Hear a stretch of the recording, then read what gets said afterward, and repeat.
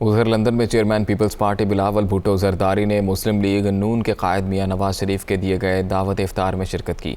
बिलावल भुट्टो जरदारी के Avon field पहुंचने पर साबिक वज़ीर आज़म नवाज शरीफ ने उनका इस्तकबाल किया। चेयरमैन बिलावल भुट्टो जरदारी और मियां नवाज शरीफ के दरमियान मुल्की सियासी अमूर पर भी तफसीली बातचीत हुई। बिलावल भुट्टो जरदारी के हमरा शहरी रहमान नवीद कमर और कमर जमान कायरा ने भी दावत इफ्तार में शिरकत की। शहरी रहमान का कहना था, मिसाक जमहूरियत को मज़ीद बेहतर बनाने के लिए काम हो रहा है। हमने मुआहिदे पर 80% काम कर लिया है। मिसाक जमहूरियत पर मुशावरत जारी रहेगी। लंदन में नवाज शरीफ की जानिब से दिए गए दावत इफ्तार के बाद बिलावल भुट्टो जरदारी ने मीडिया से गुफ्तगू करते हुए कहा है कि हमने सेलेक्टेड को घर भेजकर तारीख रकम की है। मिसाक जमहूरियत के रहते काम को मुकम्मल करेंगे। यूरोप में जंग के दौरान हिज़्ब इख्तिलाफ की तमाम जमातें इकट्ठी हुई थीं। इमरान खान के नहीं, उसके पीछे छुपी सोच के खिलाफ हैं। लेकिन हम सबको एहसास है कि इमरान तो चला गया, सिलेक्टेड तो चला गया, लेकिन जो मईशत, जो जमहूरियत, जो इंटरनेशनली पाकिस्तान को नुकसान हुआ है, वो नुकसान वहीं की वहीं है और हमें मिल के उसको एड्रेस करना है। मियां साहब खुश हैं इमरान खान साहब के रिमूवल पर? मियां साहब हो या पाकिस्तान पीपल्स पार्टी हो, हम इमरान के नहीं, वो सोच, जो सोच खान साहब की सियासत के पीछे, और हमने माजी में भी चार्टर ऑफ डेमोक्रेसी पे काम किया था और उसी चार्टर ऑफ डेमोक्रेसी पे जो पॉइंट्स रहते हैं हमें मुकम्मल करना पड़ेगा। इस पे हुई आपकी बात? हम जैसे आप सोचे, जब यहाँ या किसी भी ममालिक में जंग होता है तो एक वॉर कैबिनेट बनता है।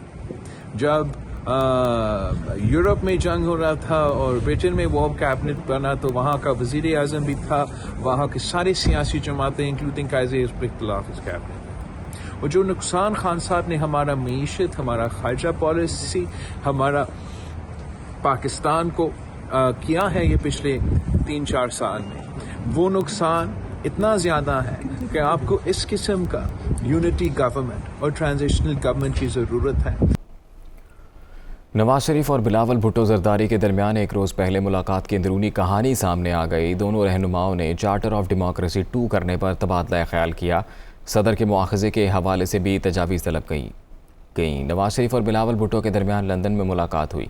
दोनों रहनुमाओं के दरमियान चार्टर ऑफ डेमोक्रेसी 2 करने पर तबादला ख्याल हुआ है। ज़राए के मुताबिक सदर के मुआखज़े के हवाले से तजावीज़ भी तलब की गई। साबिक़ हुकूमत की इलेक्शन तरामीम को ख़त्म करने के बारे में भी गुफ्तगू हुई।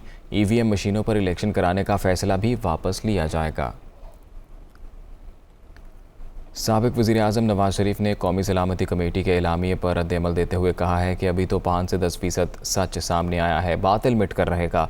इलेक्शन से पहले और बाद इमरान खान ने झूठे वादे किए, उसे इबरत का निशान बनना चाहिए। सच सामने आ रहा है। अभी तो मेरा ख्याल है कि शायद 5-10% अभी सच सामने आया है।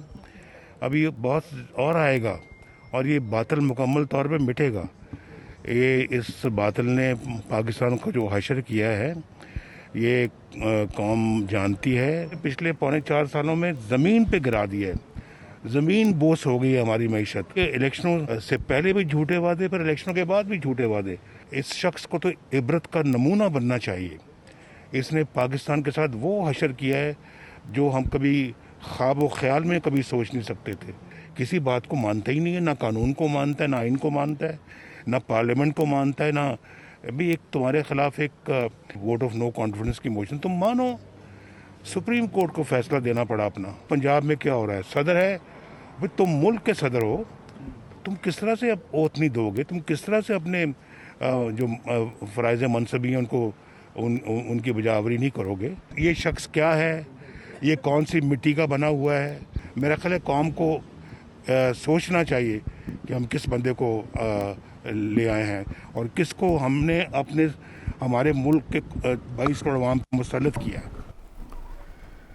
हमेशा से कह रहे हैं अमरीकी मुदाखलत में कोई सदाकत नहीं। अमरीकी महकमा खारजा की जानिब से ये बयान जारी किया गया है। शहबाज शरीफ के नेशनल सिक्योरिटी मीटिंग में बयान का खैर मकदम करते हैं। पाकिस्तान से देरीना ताउन को कतर की निगाह से देखते हैं। नायब तर्जुमान अमरीकी दफ्तर खारजा की जानिब से बयान जारी किया गया। उन्होंने कहा कि खुशहाल और जमहूरी पाकिस्तान को अमरीकी मुफादात के लिए अहम समझा है। हमेशा से कह रहे हैं अमरीकी मुदाखलत में कोई सदाकत नहीं। अमरीकी महकमा खारजा का ये कहना है कि शहबाज शरीफ के नेशनल सिक्योरिटी मीटिंग में बयान का खैर मकदम करते हैं। پاکستان سے دیرینہ تعاون کو قدر کی نگاہ سے دیکھتے ہیں۔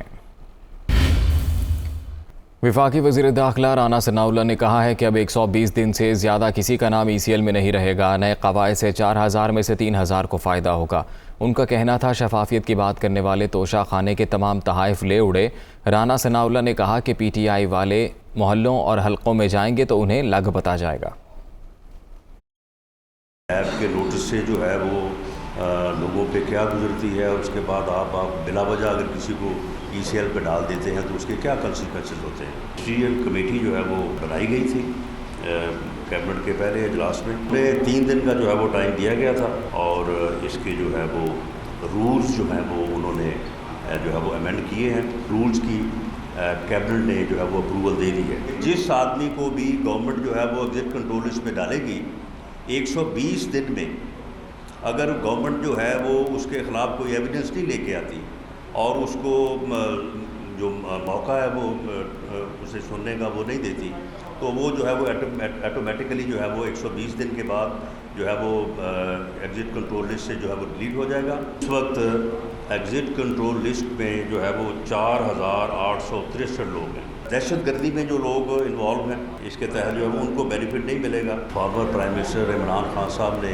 گورنمنٹ کو یہ لکھا گیا تھا کہ جی ان کو جان کو خطرہ ہے اور انہیں جو ہے وہ سیکورٹی چاہیے، تو انہیں فول پروف سیکورٹی جو ہے وہ دینے کے جو ہے وہ آرڈرز پرائم منسٹر صاحب نے کیے تھے۔ تو حال یہ ہے کہ وہ بیت المال جو توشہ خانہ اس کے تمام جو تھے گفٹ وہ سب کو اڑا کے لے کے چلے گئے۔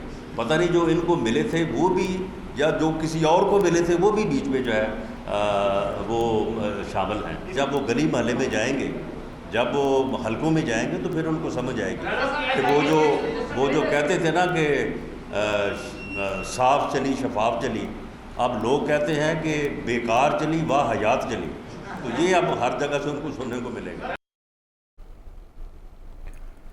شاہ محمود قریشی نے کہا ہے کہ قومی سلامتی کمیٹی کے اعلامیے میں پچھلے اجلاس کے منٹس کی ہی توثیق کی گئی، جس میں پاکستان کے اندرونی سیاسی معاملات میں مداخلت تسلیم کی گئی۔ وزیر اعظم نے اپنے لیے مزید مشکلات پیدا کر لی ہیں۔ چیف جسٹس جوڈیشل کمیشن تشکیل دیں جو اوپن سماعت کر کے تہہ تک پہنچے۔ بلاول بھٹو پنجاب میں سیٹوں کی خیرات مانگنے لندن گئے۔ اعلامیے کو جب میں نے دیکھا اس میں کوئی نئی بات نہیں تھی۔ نیشنل سیکیورٹی کمیٹی کے اجلاس نے جو پچھلا اجلاس تھا اس کی فائنڈنگز کو اور اس کے منٹس کو انڈوس کر دیا، اور اگر ایسا ہی ہونا تھا تو پھر میں وزیر اعظم شہباز شریف صاحب سے بصد احترام یہ پوچھنا چاہوں گا اس اجلاس کی ضرورت محسوس کیوں کی گئی؟ اس اجلاس سے مزید آپ نے اپنے لیے مشکلات پیدا کی۔ بلاول کہہ رہے تھے، مریم صاحبہ کہہ رہی تھی کہ یہ تو من گھڑت مراسلہ ہے۔ ثابت ہو گیا کہ وہ مراسلہ حقیقت پر مبنی تھا۔ وہ منٹس کہہ رہے ہیں کہ پاکستان کے سیاسی معاملات میں مداخلت کی گئی، پردہ پوشی یا کوئی کور اپ کا جو ہے وہ اٹیمپٹ کرنے کا ان کا ارادہ ہے۔ اس کا واحد حل یہ ہے کہ ایک جوڈیشل کمیشن سپریم کورٹ کی چیف جسٹس کی سربراہی میں یا ان کی ثوابدید پر تشکیل پائے، اور وہ جوڈیشل کمیشن ایک اوپن ہیئرنگ کے ذریعے معاملات کی چھان بین کرے کہ سازش تھی، پولیٹیکل انٹرفیئرنس تھی کہ نہ تھی۔